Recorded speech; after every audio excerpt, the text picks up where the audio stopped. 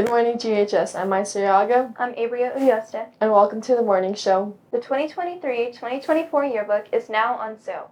Look for a poster in the hallway and scan the QR code, or see Mr. Aptan, Mr. Gonzalez, or a yearbook staff member for more information. Don't miss out on the memories. The DECO organization has announced the launch of their Pirate Store. The first will offer 4 different t-shirts, designs, and that were all created by the GHS students. Students and community members can now pre-order gear through November 17th, and soon new shirts and hoodies and other merchandise will be released. A link to the store can be found at our school website, and you can see Mr. Talahaftua for more information. We will also have an interview with some of the students running the store on our Instagram pages, to be sure to check that out. The Pro Store competition is raising money to attend the National Cook Around the World competition to be held in April 2024 at Walt Disney World Epcot Center in Orlando, Florida. Please support the team and help them attend this once-in-a-lifetime opportunity. Now to some news from the Anchors Club. The group's recent blood drive was a huge success. According to Ms. Gallegos, the Anchors Club collected 38 units of blood on Friday, which satisfied their goal perfectly. Members of the Anchors Club would like to thank all donors, especially Grants High School students and staff.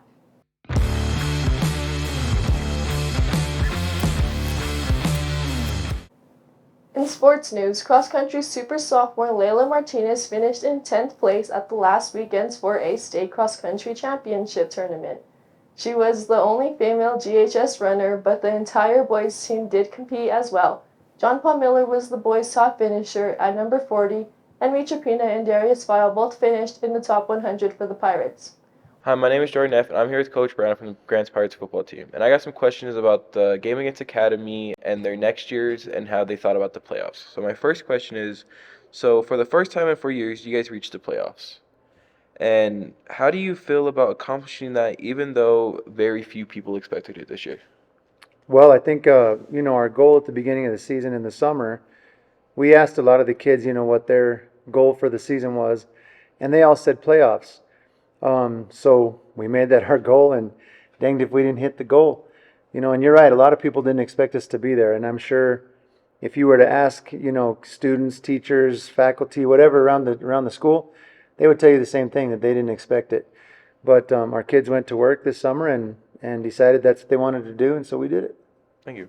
How did you feel you guys did against Academy, even though the score didn't go the way you guys have planned it going? Well, obviously it didn't go the way we wanted it. Academy was a tough team, a lot of size and a lot of strength on that team.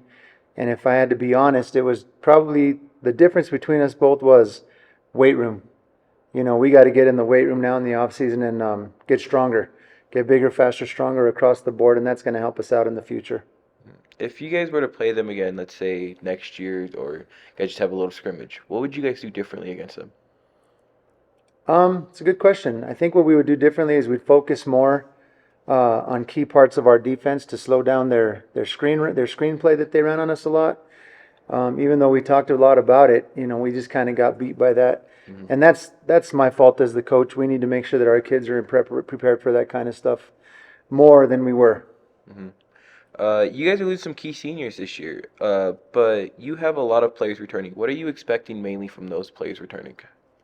We're expecting them to come ready to work next year. You're right. We do lose some key seniors, but our sophomore class and our junior class is pretty. I want to say we're loaded. Yes. Coming into next year, we have high expectations of what we can achieve, and we're going to set our expectations really high. The bar's going to be high for us. So, set it up high for ourselves and shoot the moon. But you're right. We have a lot of sophomores and juniors coming back that are going to be key for us. Okay. What can you say about the seniors you guys are losing? They're a great group of guys, and our manager Tegan as well. Losing these guys, it's going to be tough for us to replace them, obviously. But what we told them on the exit was that they were the foundation that laid the groundwork for where we're headed. Coming off of 2-18 seasons, the last 2 years, this group of seniors, like I said, they're the ones who put the foundation down for us to be great. And I think that in 2 or 3 years, when those seniors come back to visit, they're going to see the rewards of their labor. And my final question is, you guys have played a lot of good teams this year, and we know the playoffs, and you guys lost 35-7 in the first round. Who do you think is going to win state this year? Wow, it's a good question. If I had to render a guess, I would say Bloomfield is the front runner, but I do feel like Silver City is going to be a dark horse. And not just because they're in our district, but because they are built to win it all. Mhm. They're big, they're fast, they're strong across the board. And, Southern football is pretty darn tough. And so I think Bloomfield's going to win it, but I wouldn't be surprised if Silver pulled it out. Me personally, I got Portales or Bloomfield in that. Really? Yeah. Yeah, who do you got? I say Portales is going to win it. They're a good school. They are. They're very good. But like I said, I think Silver's the dark horse. Mhm. But I agree with you. I think Bloomfield is going to be the one that comes out of it, though, which would be good for us because we played both of them, That is and true. for us to say, hey, we lost to the state champ, that's not a bad thing to have on your resume, right? Not at all. So it was a good year, and we're looking forward to next year already. Thank you, Coach. Yes, sir. Thank you, Jordan. You take care. Thank you. Finally, in sports news, Coach Rickner is hosting off-season tennis workouts here at GHS at 5 p.m. every Tuesday and Thursday at the GHS tennis courts. New and returning players are welcome to come out, and the coaches have a limited number of extra rackets, so there's no excuse for you not to come out.